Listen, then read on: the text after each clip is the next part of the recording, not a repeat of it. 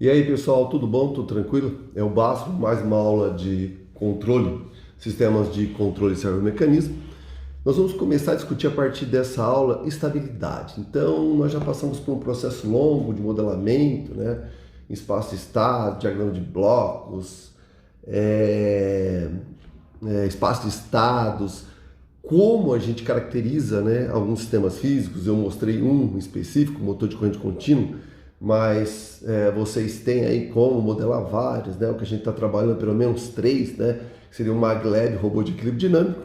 E agora, esses sistemas são estáveis ou instáveis, tá? E qual é o tipo de estabilidade ou a instabilidade desse sistema? Por quê? Se ele for estável, o que a gente pode fazer, pessoal, às vezes é adicionar um controlador para melhorar alguma característica, mas ele já é estável, tá? Por exemplo, o motor de corrente contínua, por exemplo, ele é naturalmente estável. Se vocês, né, provarem lá, que eu vou mostrar como se faz, ele é estável. E outra coisa, dá para perceber fisicamente, naturalmente, esta estabilidade, certo?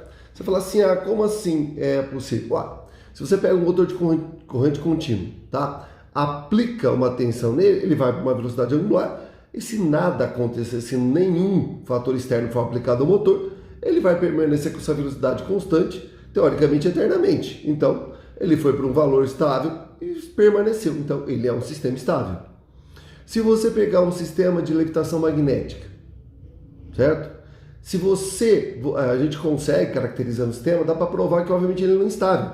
A bolinha, né, o que a gente estiver tentando fazer com que permaneça em equilíbrio devido da força magnética e a força peso, certo? Só vai se estabelecer vamos dizer assim, essa estabilidade se eu aplicar um controlador, certo? Se eu colocar a bolinha numa posição qualquer entre, né, ou próximo ao solenoide, o que acontece na bobina, ela vai grudar ou vai cair, certo? Então o sistema não é instável. Você pega um robô de equilíbrio dinâmico, gente, qual é a chance de robô de equilíbrio dinâmico se não tiver nenhum controlador cair? 100%, certo? É só pegar uma vassoura ou algo assim, colocar em pé e soltar. Óbvio que a tendência, certo, é que esse objeto caia, ou seja, não estabilidade. Agora, e se for um sistema mais complicado, né? E outra coisa, a gente tem que conhecer essa estabilidade ou essa não estabilidade de uma maneira mais profunda para que a gente consiga estabelecer critérios, né? Para que a gente possa, no futuro, estabilizar. Então, essa aula a gente vai discutir essas coisas, então. Legal? Então, vamos lá. Estabilidade. Definição de estabilidade, pessoal. Estabilidade de um sistema linear. Outra coisa, hein? A gente vai discutir estabilidade aqui, meninos, sempre sistemas lineares e malha fechada, tá? É determinada pela localização dos polos da equação característica, certo? A malha fechada no plano S. Ou seja, se vocês pegarem o PDS, ou QDS, que vocês estiverem chamando, né? Tá? O denominador da minha função de transferência, ela vai ser do tipo S2 mais, sei lá, né? BS mais, sei lá, C, certo? Os polos são obtidos a partir dessa equação, tá? E aí a gente vai determinar, certo? Aonde esses polos estão localizados. Eu vou mostrar que dependendo da localização desses polos, eu sei, certo? Se esse sistema será estável, instável e assim por diante. Então, assim, se qualquer um destes polos, certo, estiver no semiplano direito do plano S, certo? Do lado direito do plano S, então, com o decorrer do tempo, ele dará origem ao modo dominante e a resposta transitória aumentará, certo? Ou oscilará com amplitude crescente, ou seja, não estável. Legal? Aí eu disse assim aqui, né? Pode-se definir basicamente três comportamentos diferentes para um sistema, né, a partir do estado inicial. Decrescimento da resposta, crescimento da resposta, comportamento neutro. Então, o decrescimento tá aqui, certo, pessoal? A saída decai com o aplicado de uma entrada limitada. Então, ele vai para uma estabilidade. Ele será, obviamente, estável, certo? O crescimento da resposta, certo? Então, ele vai para a instabilidade, com certeza ele será instável. Legal? E se você obtiver os polos para este sistema estável, vocês vão ver que os polos sempre vão se encontrar à esquerda no plano imaginário, certo? E se o sistema for estável, sempre direita. Ele vai ter pelo menos uma raiz, certo? Do lado direito. Não precisa ser todas, tá? Pelo menos uma das raízes, certo? Será do lado direito. Contribuição dos polos na resposta em malha fechada. Então, olha aqui, eu mostrei para vocês, tá? Vamos lá. Então, aqui, ó, tem o eixo imaginário, o eixo real, certo? Aqui o comportamento, ó. Esse comportamento inicial aqui, pessoal, ó, saída em função do tempo, ele é estável, certo? O decaimento, aqui, ó, se você olhar, as oscilações decaem exponencialmente, tá? E ele vai ter, então, ó, raízes complexas na parte real. Certo? Tranquilo? Joia? Se você pegar, certo? Ó, tá aqui, ó, também, né? Decaimento exponencial, então raízes, certo? Ó, na parte complexa, ela é a complexa conjugada dela, certo? Tranquilo? Se você tiver esse sistema aqui, senhores, como o nosso motor, né? Que ele não oscila, ele não tem um decaimento exponencial, né? Ele vai direto para a estabilidade. Você tem, certo? Ó, se for rápido, né, isso for bem rápido, as raízes vão ser todas sobre o eixo real do lado direito, certo? E mais afastado da origem, tá? E se for lento, quanto mais próximo da origem, mais lento ele será, tá? Aqui, gente, ó, instável, dá para perceber, ó, a instabilidade aqui, ó, também é oscilatória, né, ó, certo? Crescimento exponencial. Então, ó, complexo conjugado, certo? Só que do lado agora o quê? Do lado direito, do lado esquerdo. Tá aqui, ó. Estável, instável, tá?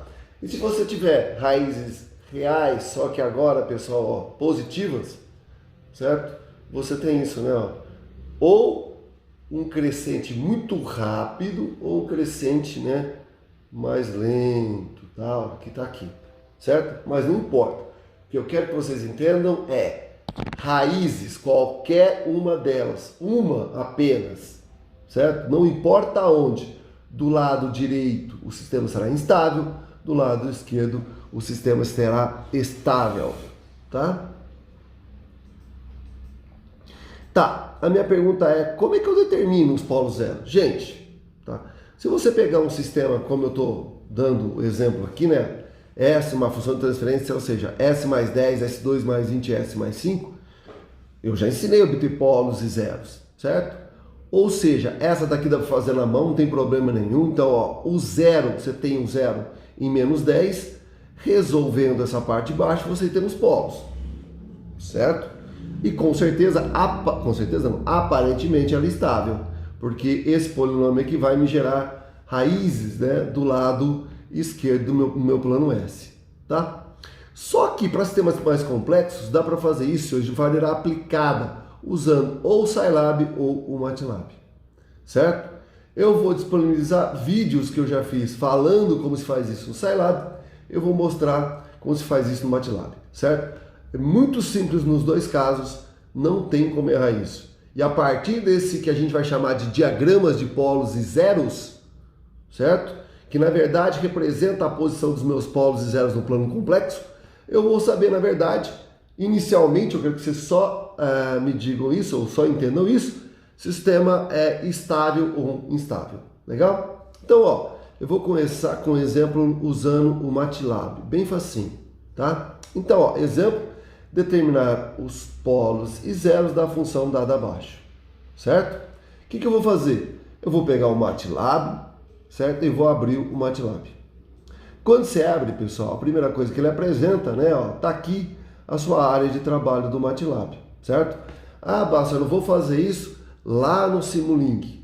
Calma, a gente chega lá. Por enquanto, eu vou fazer de uma maneira bem simples, aqui na área de trabalho, no workspace do MATLAB, certo? Então vamos lá.